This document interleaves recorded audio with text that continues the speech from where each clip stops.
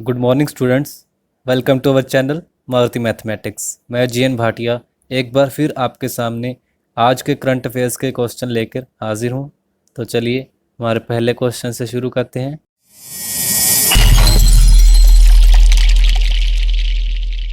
हमारा पहला क्वेश्चन क्या है? विश्व बैंक ने हाल ही में कितने विकासशील देशों को 160 अरब डॉलर की मदद देने की घोषणा की है? जो विश्व बैंक है उसने कितने विकासशील देशों को 160 अरब डॉलर की मदद देने की घोषणा की है? तो हमारे ऑप्शंस क्या हैं? 20 देशों, 50 देशों, 70 देशों या फिर 100 देशों। चलिए इसका आंसर देखते हैं क्या है। तो इसका आंसर क्या है? 100 देशों। क्या कहते हैं?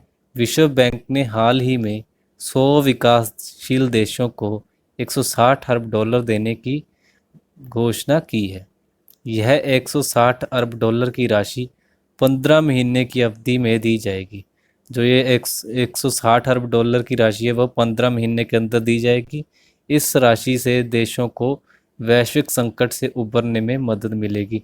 जो देश होते हैं उनमें कोई संकट आता है तो जो ये राशि है उससे उनको मदद मिलेगी। तो ये राशि इसलिए उनको दी गई है।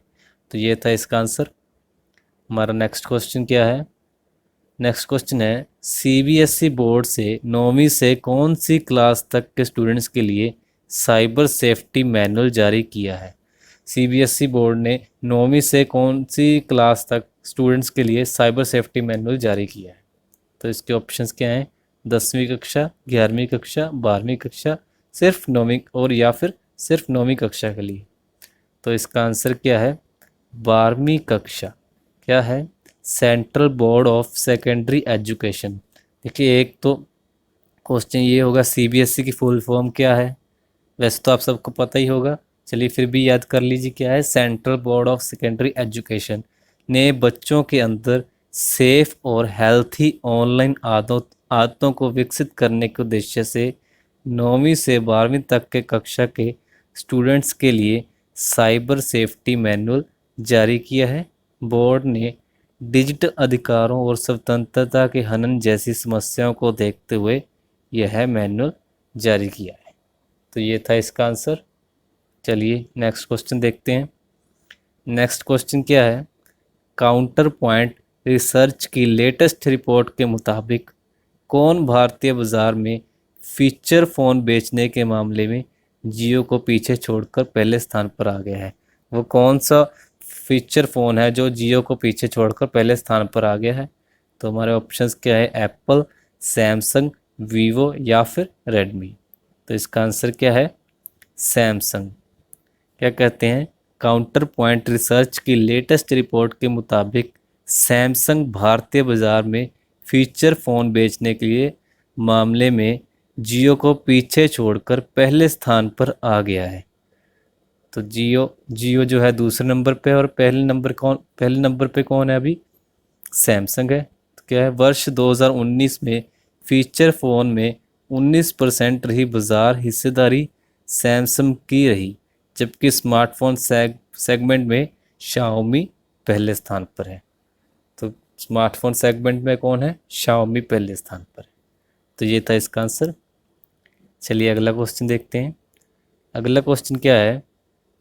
डॉक्टर रमेश पोखरियाल निशंक ने हाल ही में नेशनल टेस्टिंग एजेंसी का कौन से मोबाइल ऐप लॉन्च किया है? तो हमारे ऑप्शंस क्या हैं? अभ्यास, रक्षा, शिक्षा विकास या फिर विकास विज्ञान। तो इसका आंसर क्या है? अभ्यास। क्या कहते हैं? भारत के मानव संसाधन विकास मंत्री डॉक्टर रमेश पोखरियाल निशंक। तो एक पहला क्वेश्चन तो यही होगा कि जो हमारे भारत के मानव संसाधन विकास मंत्री हैं वो कौन है?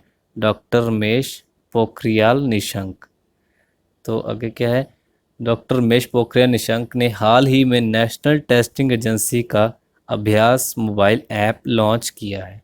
तो उन्होंने अभ्यास मोबाइल ऐप लॉन्च किया है जिसमें स्टूडेंट्स को कंप्यूटर बेस्ड टेस्ट के बारे में संपूर्ण जानकारी मिलेगी। चलिए अगला क्वेश्चन देखते हैं। अगला क्वेश्चन क्या है? भारतीय रेलवे ने श्रमिक ट्रेनों के अतिरिक्त 1 जून से प्रतिदिन कितनी नॉन एसी ट्रेनों को चलाने की घोषणा की है? ये तो आप सबको आंसर पता ही होगा क्योंकि ये क्वेश्चन अभी न्यूज़ में बहुत चल रहा है। तो इसके ऑप्शंस क्या है? 50 नॉन एसी ट्रेनें, 100 नॉन एसी ट्रेनें, 150 नॉन एसी ट्रेनें या फिर 200 नॉन एसी ट्रेनें। तो आंसर मुझे लगता है आपको सब पता ही होगा। तो क्या आंसर है इसका? 200 नॉन एसी ट्रेनें। क्या है? भारतीय रेलवे ने श्रमिक ट्रेनों के अतिरिक्त 1 जून से प्रतिदिन 200 नॉन एसी ट्रेनों को चलाने की घोषणा की है। जैसे कि आप सबको पता है अभी कोरोना वायरस चल रहा है, तो अभी सरकार ने जो है कुछ ट्रेनें चलाई हैं जो कि वो एसी वाली हैं, सिर्फ उसी में यात्री जो है वो यात्रा कर सकते हैं। अभी सरकार ने 1 जून से 200 नॉन एसी ट्रेनें भी रोज़ चलाने की शुरुआत की है। तो आगे क्या है? इन ट्रेनों की बुकिंग ऑनलाइन ही उपलब्ध होगी। जो इनकी बुकिंग है वो ऑनलाइन ही की जा सकती है, आपको स्टेशन नहीं जाना उसके लिए। और साथ ही रेलवे गरीब मजदूरों के लिए श्रमिक स्पेशल और अमीरों के लिए राजधानी स्पेशल चलाने की तैयारी कर रहे हैं। जो रेलवे है उसने गरीब मजदूरों के लिए श्रमिक स्पेशल और जो अमीर लोग हैं उनके लिए राजधानी स्पेशल चलाने की योजना तैयार की है। तो ये था इसका आंसर।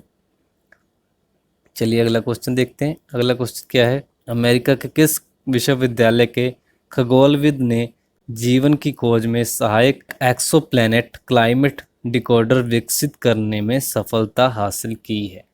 तो इसके ऑप्शंस क्या हैं? कैलिफोर्निया विश्वविद्यालय, कार्नेल विश्वविद्यालय, कोलंबिया विश्वविद्यालय या फिर येल विश्वविद्यालय। तो इसका आंसर क्या है? कार्नेल विश्वविद्यालय। क्या है? अमेरिका के कार्नेल विश्वविद्यालय के खगोलविद ने जीवन की खोज में सहायक एक्सोप्लैनेट क्लाइमेट डिकोडर विकसित करने में सफलता हासिल की है। यह एक्सोप्लैनेट क्लाइमेट डिकोडर दर्जनों किस्म के ग्रहों की सतह और सूरजों की जांच करने के बाद विकसित किया है। जो जो ये डिकोडर है वो दर्जनों किस्म के ग्रह की सतह और सूरजों की जांच करने के बाद विकसित हुआ है। तो ये था इसका आंसर। नेक्स्ट क्वेश्चन क्या है हमारा? भारतीय वायुसेना ने कितने करोड़ रुपए की 3 बड़ी अधिग्रहण परियोजनाओं को रोकने लगाने का फैसला की है? तो इसके ऑप्शंस क्या हैं? 2000 करोड़ रुपए, 4000 करोड़ रुपए, 6000 करोड़ रुपए या फिर 8000 करोड़ रुपए। तो इसका आंसर क्या है? 8000 करोड़ रुपए। क्या है? भारतीय वायुसेना ने हाल ही में 8000 करोड़ रुपए की 3 बड़ी अधिग्रहण परियोजनाओं को रोकने का फैसला किया है। जो भारतीय सेना है उसने 8000 करोड़ रुपए की 3 बड़ी अधिग्रहण परियोजनाओं को अभी फिलहाल रोकने का फैसला किया है, क्योंकि सरकार ने स्वदेशीकरण को बढ़ावा देने का अनुरोध किया है। इसके साथ ट्रेनर विमान खरीदने की योजना थी, लेकिन उस पर भी रोक लगा दी गई है। तो ये था इसका आंसर। चलिए अगला क्वेश्चन देखते हैं। अगर आपको सब क्वेश्चन समझ आ रहे हैं तो वीडियो को लाइक ज़रूर करना, और अगर आप हमारे चैनल पर न्यू हैं तो चैनल को सब्सक्राइब भी ज़रूर करिएगा। चलिए अगला क्वेश्चन देखते हैं। क्या है अगला क्वेश्चन? 22 मई को विश्व भर में कौन सा दिवस मनाया जाता है? तो हमारे ऑप्शंस क्या हैं? विश्व जैव विविधता दिवस, विश्व विज्ञान दिवस, विश्व महात्मा दिवस, विश्व ब्राह्मण दिवस। तो हमारे आंसर क्या है? विश्व जैव विविधता दिवस। क्या है? 22 मई को विश्व भर में विश्व जैव विविधता दिवस, international day for biological diversity मनाया जाता है। इस दिवस का मुख्य उद्देश्य प्राकृतिक एवं पर्यावरण संतुलन बनाए रखने में जैव विविधता के महत्व के बारे में लोगों को जागरूक करना है। तो ये था इसका आंसर। आई होप आप सबको समझ आ रहे होंगे क्वेश्चन जो मैं आपको पढ़ा रहा हूँ। अगर आपको कोई भी दिक्कत आ रही है तो आप हमारे कमेंट सेक्शन में मुझे बता सकते हैं। तो चलिए अगला क्वेश्चन देखते हैं। क्या है? भारत से सीमा विवाद के बीच किस देश ने हाल ही में नया मानचित्र स्वीकृत किया है? तो इसका आंसर क्या है? पहले ऑप्शंस देख लेते हैं। इसका क्या है? पाकिस्तान, नेपाल, श्रीलंका या फिर भूटान। तो आंसर क्या है? श्रीलंका। क्या है? भारत से सीमा विवाद के बीच श्रीलंका ने हाल ही में नया मानचित्र स्वीकृत किया है। इस नए मानचित्र में तिब्बत, चीन और नेपाल से सटी सीमा पर स्थित भारतीय क्षेत्र काला पानी, लिपुलेख और लिम्पियाधुरा को नेपाल का हिस्सा दर्शाया गया है। जो ये क्षेत्र है काला पानी, लिपुलेख और लिम्पियाधुरा को नेपाल का हिस्सा दर्शाया गया है। ये था इसका आंसर। चलिए अगला क्वेश्चन देखते हैं। अगला क्वेश्चन क्या है? केंद्रीय गृह मंत्रालय ने जेवर एयरपोर्ट को विकसित करने के लिए किस देश की ज्यूरिख एयरपोर्ट इंटरनेशनल एजी को सुरक्षा मंजूरी दे दी है? तो इसका ऑप्शंस क्या है? अमेरिका, ऑस्ट्रेलिया, स्विट्ज़रलैंड या फिर चीन। तो इसका आंसर क्या है? स्विट्ज़रलैंड।